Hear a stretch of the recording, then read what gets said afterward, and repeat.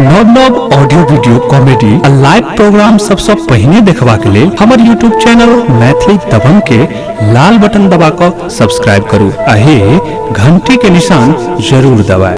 भेलियै हमहु बड़ लाचार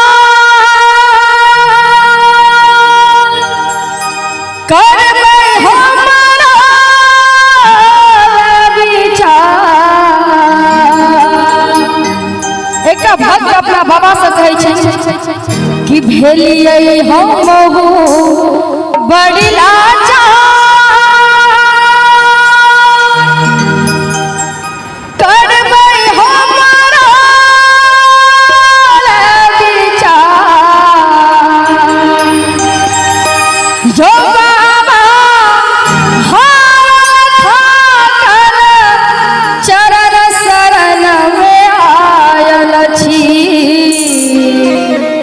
दुनिया सा ठुकरायल छीना यो बाबा चरण शरण में आयल छी। दुनिया सा ठुकरायल छीना भेलियै हमहु बड़ लाचार करबै हमरा विचार।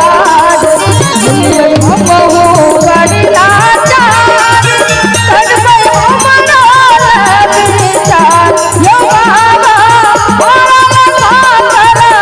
हमहु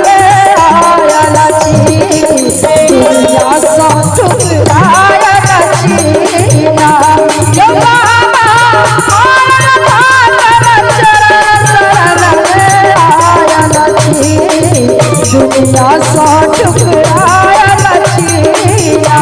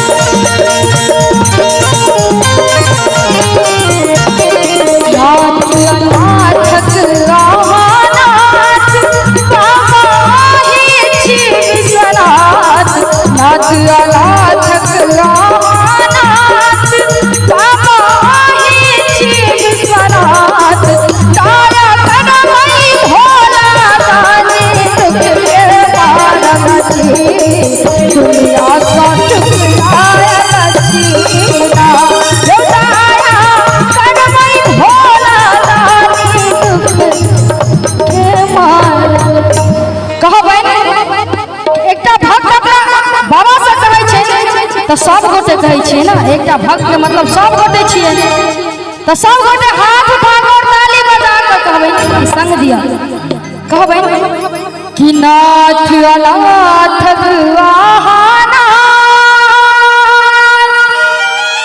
बाबा ही छी विश्वनाथ यो दया करबै भोला दानी दुख के मारल छी। दुनिया सा ठुकरायल छीना यो बाबा चरण शरण में आयल छी।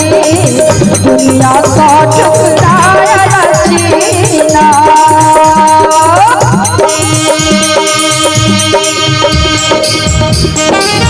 जय हो